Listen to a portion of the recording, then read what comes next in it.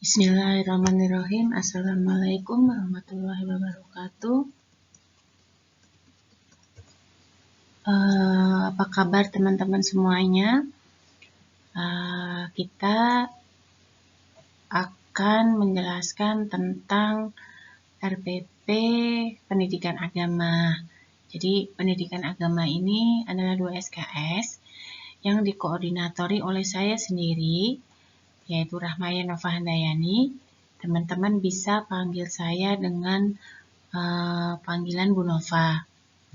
Nah, meskipun teman-teman ini adalah merupakan sesuatu hal yang baru, karena teman-teman baru masuk di Universitas Harapan Bangsa dan di Prodi Sarjana Terapan Keperawatan Anestesiologi. Jadi, Bu Nova juga mengucapkan selamat datang di program studi Sarjana Terapan Keperawatan Anestesiologi Universitas Harapan Bangsa. Jadi, teman-teman harus tetap semangat untuk belajar, ya, karena semester 1 ini adalah masih merupakan semester dengan mata kuliah umum, dan selain itu juga sudah ada ke arah kesehatannya. Nah, pendidikan agama ini tidak hanya berlaku untuk yang beragama Muslim saja, namun juga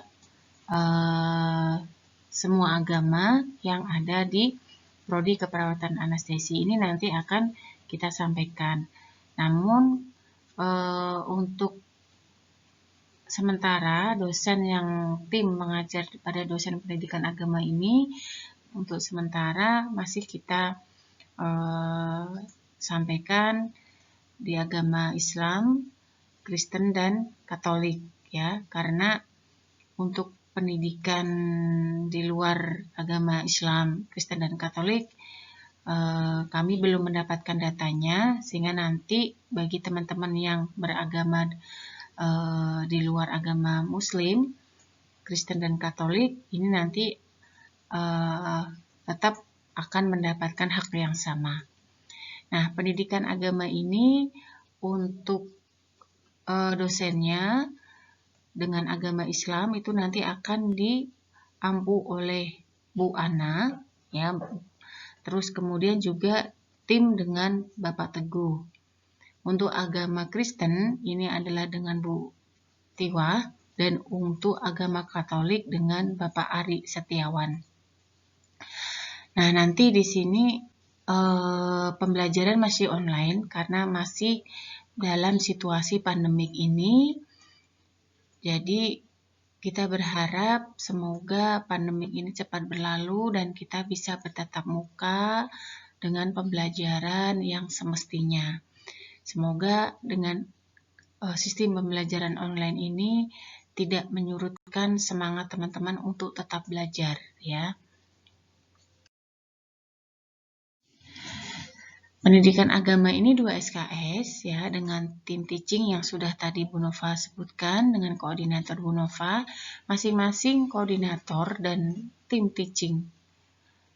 Di sini sudah ada nomor telepon yang bisa teman-teman hubungi. Silakan teman-teman nanti untuk membuat PJ-nya. Jadi satu kelas silakan tentukan siapa ketua kelasnya, siapa sekretaris, bendahara, dan masing-masing PJ mata kuliah.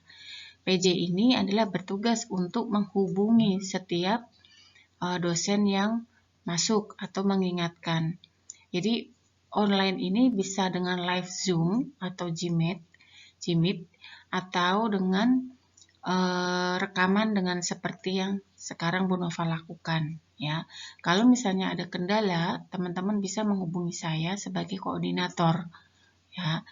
Nah, nanti teman-teman akan diajari bagaimana cara mengakses atau membuka Skalsa, ya. Tentu saja teman-teman sudah mendapatkan pelatihan terkait dengan hal tersebut. Ya, jadi jangan lupa nanti silakan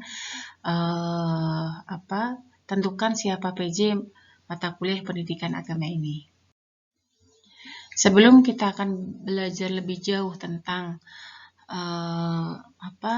pendidikan agama ini, tentu saja teman-teman harus tahu dulu, harus paham ya, jadi tidak hanya sekedar tahu tapi juga harus paham visi dari program studi sarjana terapan keperawatan anestesiologi ini apa.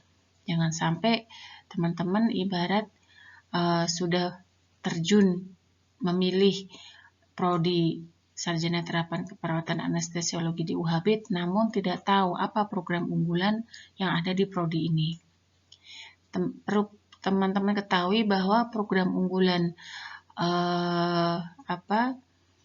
di prodi ini adalah untuk menghasilkan tenaga vokasi keperawatan anestesi yang memiliki wawasan global terkemuka di wilayah nasional dan regional serta unggul dalam kritikal dan emergensi pada tahun 2029 ya. Jadi ini nanti teman-teman akan insya Allah akan mendapatkan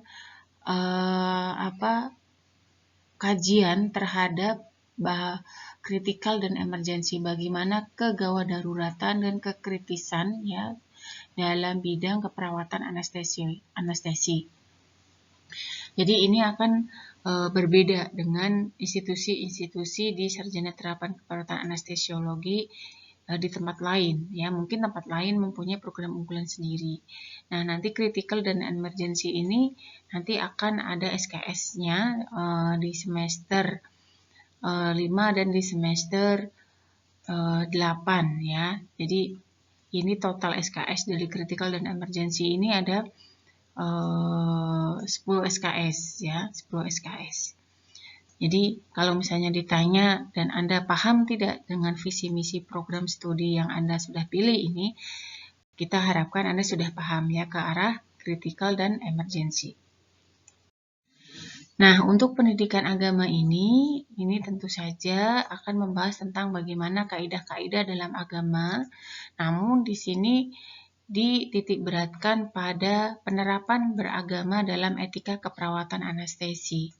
Jadi pendidikan agama ini tentu saja sudah Anda dapatkan sejak Anda baru lahir ya. Kalau misalnya kita yang beragama Muslim, Anda sudah dikenali oleh kedua orang tua Anda, begitu Anda lahir sudah dikumandangkan azan. Jadi itu sudah dibekali dari sejak Anda lahir. Nah, jadi ini yang akan kita pelajari di sini adalah bagaimana sih penerapan agama dalam etika keperawatan anestesi. Nah, ini dibagi menjadi 4 kelas ya. Jadi dengan masing-masing jadwal sudah tercantum di sini. Dan ini adalah sistem online ini, materi ini bisa Anda akses selama 1 minggu. Jadi misalnya kelas A ya Selasa, dimulai hari Selasa tanggal 20 Oktober. Jadi di situ Anda bisa melakukan presensi di pertemuan pertama dari tanggal 20 Oktober sampai dengan 27 Oktober. Itu Anda bisa presensi di situ. Di luar itu Anda tidak bisa melakukan presensi, ya. Jadi silakan nanti Anda bisa klik attendance atau daftar hadir di situ pada saat Anda hadir dalam pertemuan masing-masing dosen. Nah, ini adalah contoh yang ada di RPP, ada sebanyak 9 kolom. Jadi ada pertemuan pada minggu keberapa, tanggal jam di sini ya. Setiap kelas sudah ada. Kelas A setiap hari Selasa, kelas B hari Rabu, kelas C hari Senin, dan kelas D setiap hari Rabu tetapi jam berbeda. Capaian pembelajaran mata kuliah di sini juga sudah tertuliskan semua, bahan kajiannya atau subtopik bahasanya apa, metode pembelajarannya apa, pengalaman belajar mahasiswa apa. Mohon diperhatikan pengalaman belajar mahasiswa ini ya, karena di sini nanti akan ada tugas yang harus Anda kerjakan. Jadi apa sih yang harus teman-teman lakukan atau teman-teman kerjakan di sini? Ini teman-teman sudah tahu. Kemudian bobot nilai dan dosen dari setiap dosen di sini akan memberikan live Zoom ya, atau live Gmeet atau dengan sistem rekaman. Ini adalah contoh rancangan tugas yang berada di akhir RPP ini ya. Jadi misalnya pada pertemuan ke-13 ya, di sini harus ada tugas yang harus dikerjakan oleh teman-teman misalnya dengan mengerjakan studi kasus, melakukan role play dan lain sebagainya di situ ya. Nah, ini adalah contoh studi kasus pada pertemuan ke-13 misalnya ya. Bla bla bla bla bla, di situ sudah ada tugasnya. Nanti Anda bisa lihat pada pertemuan ke-13. Di situ tugasnya Anda harus ngapain ya. Nah, sistem evaluasi pada mata kuliah ini ada beberapa paper ya. Ini bisa bersifat rangkuman, nanti tergantung dari masing-masing dosen yang akan memberikan tugas. Kemudian ada presentasi, ini juga tergantung dari masing-masing dosen yang akan memberikan tugas. UTS 25%, UAS 30%, dan soft skill. Soft skill ini adalah bagaimana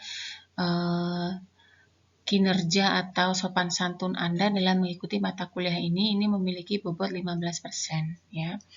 Silakan kalau misalnya nanti ada teman-teman yang tidak paham, bisa teman-teman klik di forum ya, di forum nanti di Skalsa di situ ada tulisannya forum. Nah, di forum itulah nanti teman-teman bisa berdiskusi ya di situ. Kalau misalnya misalnya di situ lama respon dari dosen, teman-teman bisa langsung WA ke dosen tersebut ya. Kita akan sangat welcome untuk bisa menjawab misalnya ada pertanyaan. Nah, ini untuk UTS-nya berada pada rentang tanggal 7 sampai 11 Desember dan untuk ujian akhir semesternya pada rentang 8 sampai 12 Februari. Ya. Nah, demikian yang bisa Bu Nova sampaikan untuk rancangan proses pembelajaran pendidikan agama. Bu Nova harapkan teman-teman tetap semangat ya dalam situasi yang pandemik ini, teman-teman masih stay at home ya, tetap jaga kesehatan. Sekali lagi, salam belajar, salam semangat, dan salam sehat untuk kita semuanya. Kalau misalnya ada hal yang ingin disampaikan, silahkan teman-teman bisa WA dengan Bu Nova yang terkait dengan proses pembelajaran pendidikan agama. Saya akhiri, wassalamualaikum warahmatullahi wabarakatuh.